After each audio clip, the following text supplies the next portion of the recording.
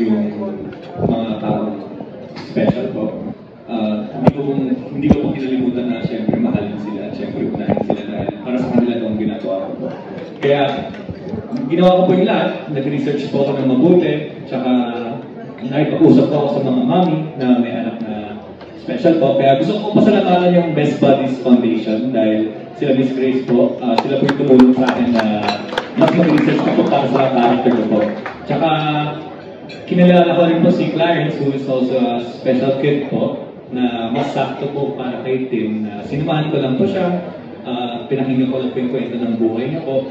Tsaka na-amaze po ako kasi sobrang iba yung puso nila, yung grabe po yung pag-empathize nila sa mga tao. Tsaka na-amaze lang din po ako kasi pag sinabing nasa spectrum, hindi iisa lang eh. Parang it's a very, very wide spectrum po. Parang bawat special kid po, iba-iba talaga. Tsaka bawat special kid po ay special in their own way po. Kaya buong puso po ako nagpapasalamat talaga sa movie po na to kasi gusto ko mabigyan ng justice ang mga special na tao po sa Pilipinas at gusto ko po sana na mas maintindihan pa ng mga tao yung mga pinagdadaanan ko nila. Nice. Any more questions, OG? Wow! Hindi ka kaya sa ko din. Ako yung sobrang rin ng OG na. Mami Flora. Hindi, anong pagkakaiba nito ng siyempre yung nanay nasa abroad. Tapos si Ate D dun sa anak, diba, nasa abroad din siya, tapos nagwawala yung mga anak niya. Anong pagkakaiba nito direct doon sa anak?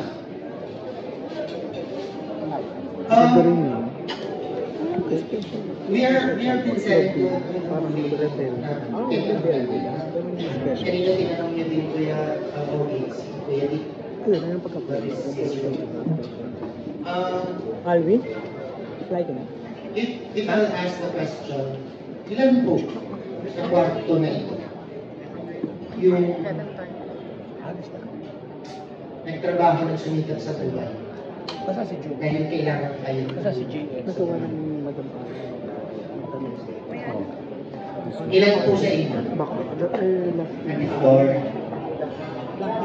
Kinahihiya niyo po? Ako. Kinahihiya niyo po? Walang isa yata dito. I would say siguro 90-80%. Of course. That is the story of our lives. We sacrifice. Yung tanong ni Kuya Ogie, alam lang natin sa kanya nanay siya. Pero si Maricel OFW. Si Kuya Dick yung the other 1/3 of our population na naiiwang umakap na kasama responsibility. Kaya gusto niya ako na bumago ng buhay. In fact, that was one of the first questions I asked Kuya Dick. Kuya Dick, alam ko maayos ka na ng-movie. Pero hindi ka ba nagsumikap sa hanap buhay na ito dahil tumutulong sa kanila? Kaya nga sabi ko po, sa ilalim ng parang natural na mundo, natatawa at iiyak kayo. In one of my posts, I entitled it The Filipino Gothic. Kasi yun yung harap natin. Kung tatanungin mo ko, ano ang kaibahan nito, unang-una na, dun sa anak ni Ate B at saka sa nito, performance. Number one, Maricel. Iba yung signature niya. Huwag niyo ako papiliin kung sino mas magaling. Dahil magkaka-high po sila.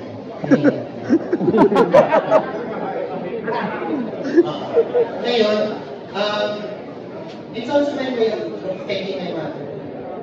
Who has the same story. And when I was talking to her, kaya kumalit siya. Pero siya makapatay. Medyo. Silang 4 na star eh, no? Ito Star Diamond, Star Old Season. it's our way of saying thank you to Ayok our to the parents. rest. And it loves so much.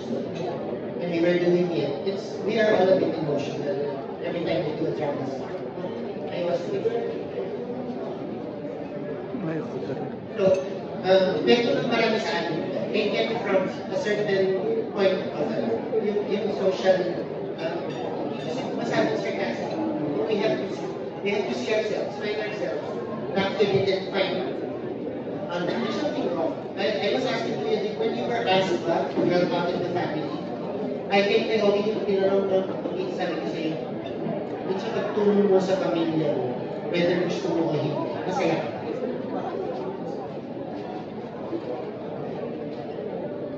Kasi he was asking me, can I go like position Bogart is my job? Masaya ka ba? I'll leave you quiet to assess mo yung sarili. It's really a personal story of most of lalo na yung hindi kasi napapackage dito na OFW sila receive. Well, 22 nanay, 22 anak na naiiwan. Kaya madalas, pag tinatanong ako, bakit saan yung video ko? Ang hirap akong kaliwa, kasi bawat isang character, may nalaman social commentary siya na ginagawa. Kasi, matatawa ka lang, kung hindi ka mo siya mababaw, well, Hindi na lang. something. But, it will read through deeper. We'll find ourselves.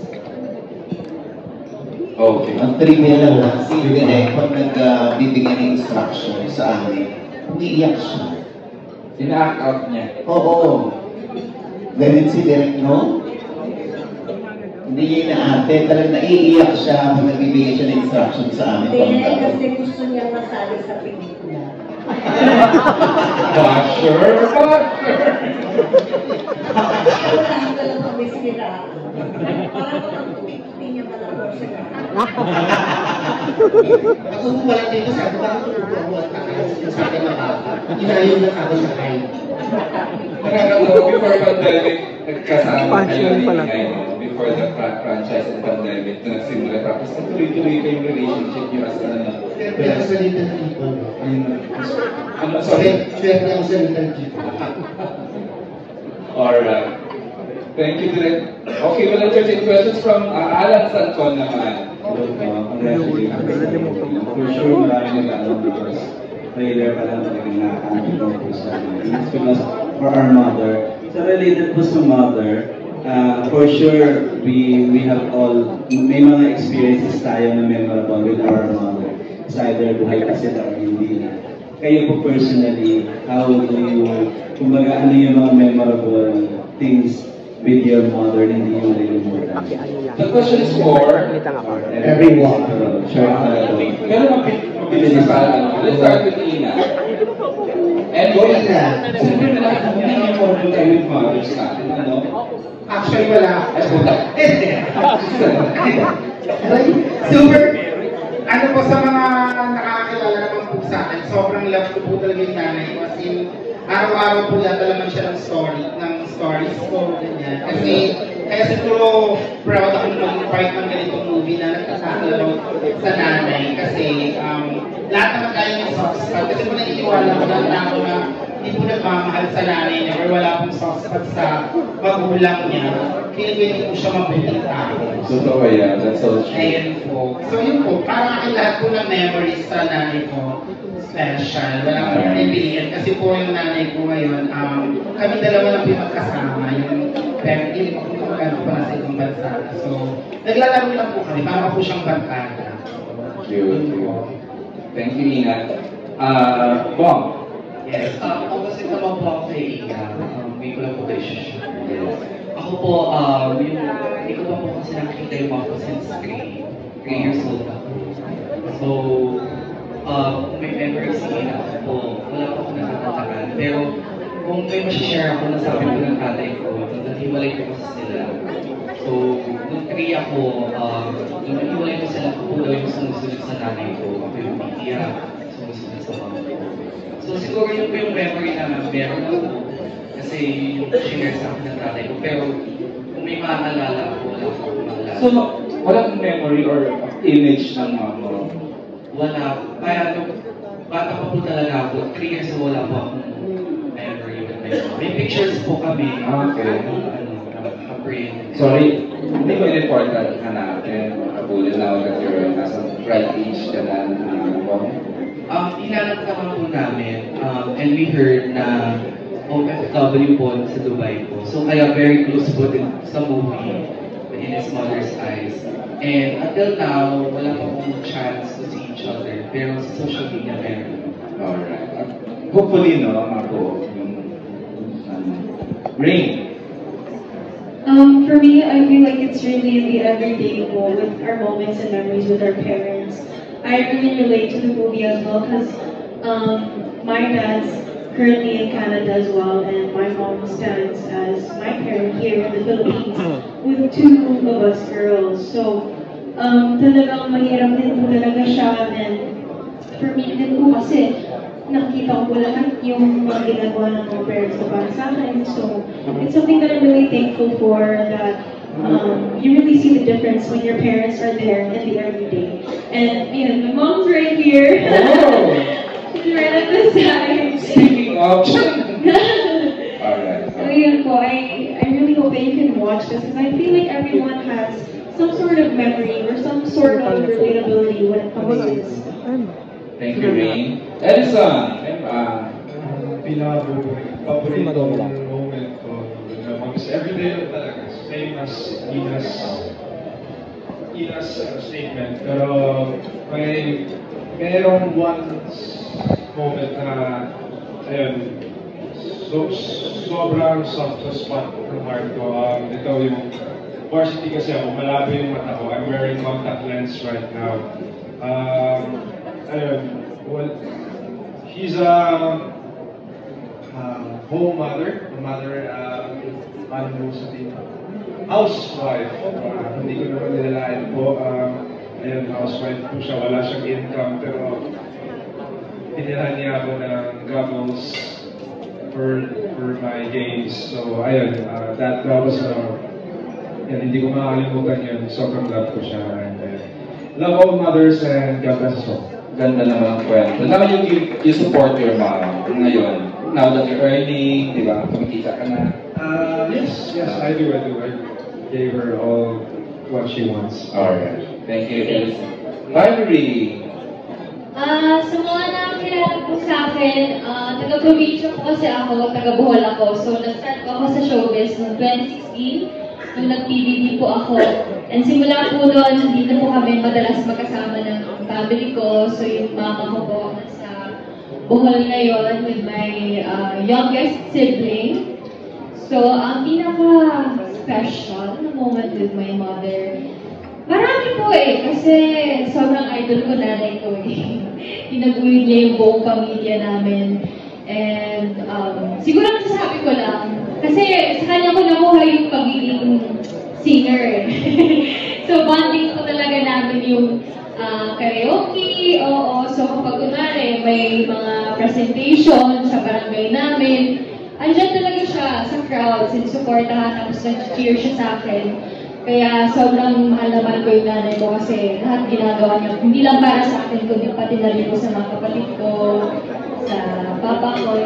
Sana mapanood yun na kasama ng mga other mo? Yun nga po papuntahin ko dito, sa Manila.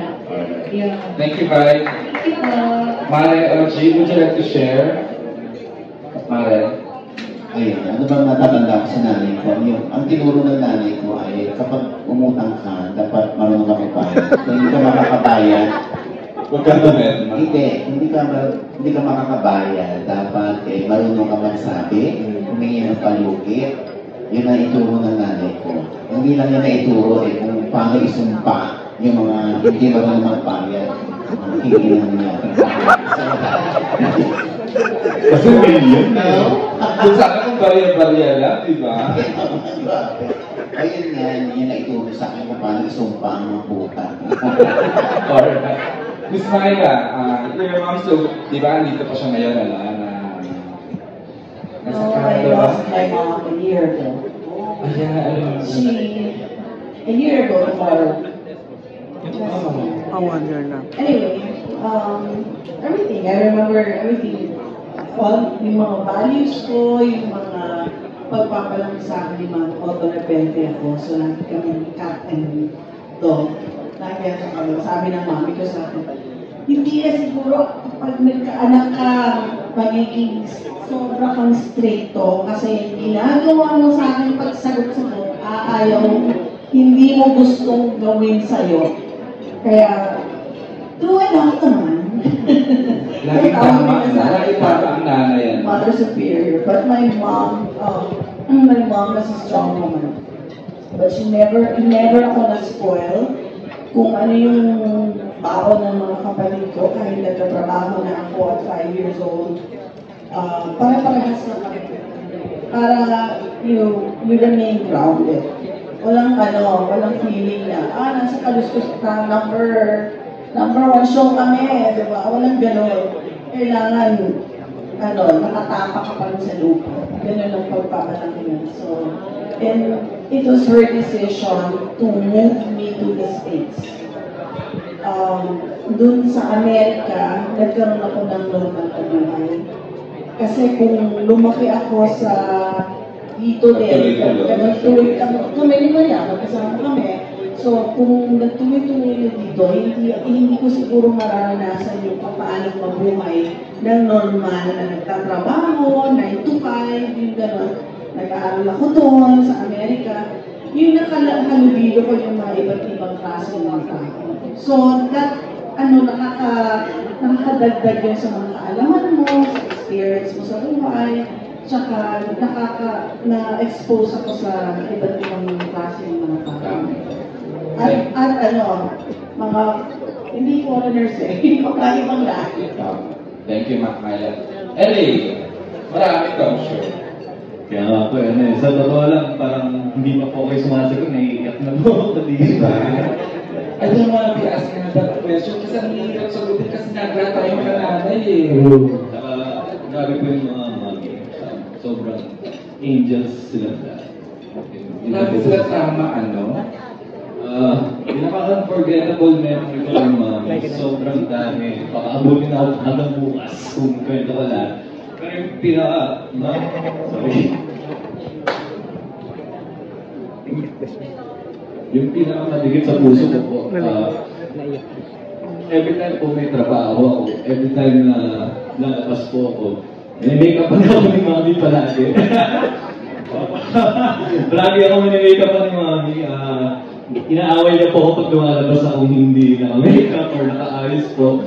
Kasi po, lalo ngayon na tumanda na po ako, hinahanap-hanap ko po eh. Pag may trabaho po ako, parang ayoko magpa-makeup sa iba. So, sana. Kaya yun po. Hindi natin alam yun Tita Flor to me. Pero managing at this point, syempre, Speaking of, sabi natin, ang mami ni L.A., ang producer of course, ng ating pelikula In His Mother's Eyes, Flor Santos. Maybe happy si mami. Tribute to a great mom, di ba? We all know. Grabe naman talaga yung pagpapakita ng pagmamahal ni Tita Flor sa kanyang mga anak. Dito na ako sa Diyos, may share lang ako. Actually, ayoko naman talaga mag-pay-services. Alam din yun ng lupa to, alam ng lahat. Pero, 2 minutes. Nagsimula ito with Tita Tang, birthday niya. Sabi ko, nakita ko yung hard work ni L.A. Sabi ko, sana mabigyan ng chance. Tapos sabi niya, alam mo, walang kayang gumanap niyan kundi si Maria. Kasi nanay talaga siya galing sa puso.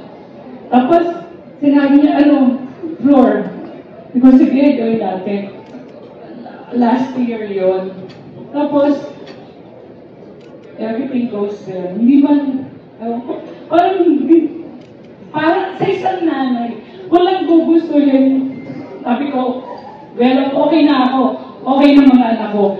Isa lang sana gusto ko pag nawala ako, mapakita ko ano yung kakayanan ng mga anak ko, hindi dahil sa akin. Hindi dahil bibigyan ko kayo nito, hindi yun eh. Makita yung kakayanan ng mga anak, kung ano sila na pwedeng gawin. Kasi, honestly, ang dami jobbers na kayo dito sa Asar. Nakita niyo sa LA kung paano, dito lang siya ni-launch. Ang isa sa nagbigay ng break sa kanya, si Joel Serrano. Tapos, ang Star Music, si Jonathan Manalo, si Joel Mendoza. Ni-launch namin siya dito bilang singer. Julani nila niya, di ba? Ni-launch siya. Pinunuri namin, sabi ko nga sa team, alam niyo, love si LA ng press. Hindi na ako, love si LA ng press. Kahapon lang tayo yung nagdagdag. Sabi ko, effort na to for LA. Tapos, so nangyari movie, Tuwang-tuwa ako tinanggap ni FMR yung movie, first movie niya. Siyempre sa tulong, hindi ito mangyari kung wala si JRB. JRB, dito ka ba? Julian Arbini kasi si nagtatago po. Si Ellen, si Ana, si Jeannie, sila lahat, lalo si Tita Tam. Tapos ang nangyari, ang tagal itong ginawa. Sabi nila, kung si Maricel, sino yung parang gaganap na isa? Sabi ko, parang walang iba, kundi si Roderick Paulate. Totoo, bro. Ang tagal namin nag-uusap, ang tagal namin, ang daming lang alternative, parang sarado yung isip ko. Sabi ko, parang walang ibang pwedeng gumanap ng role na to with Maria, which is Maricel, kundi si Roderick. Ang daming alternative, ang daming, sarado yung isip ko. Pagkatapos, dinagdagan pa, sobrang saya ko na nandito nagkakasama na kami program pa si Ismaela. Tapos sobrang saya ko nung nagkaroon ng OBD, sir, pasensya na. Ang saya ako madasal, isang text lang yata, isang tawagan, walang effort, wala lahat. Tapos pinaganda ng dalawang scriptwriter, yung mga cast ng mga bagets. Kung meron po kayong mamahalin na pelikula, palagay ko, andito po yung totoong puso. So, Direct SMR, salamat sa pagmamahal. Alam niyo po ba, si Ellen have gone through a lot of workshop. Ang isa akong nakaka-proud, yung ginawa ni Tita Rubin. Thank you, thank you. Napalabas niyo. Napalabas ni si Ellen. And minessage ko nga si Sis Maricel, sa inyo ni Roderick, thank you for sharing your screen with LA. Sabi ko, malaking utang na loob ko. Yung screen niyo with LA, parang imposible na.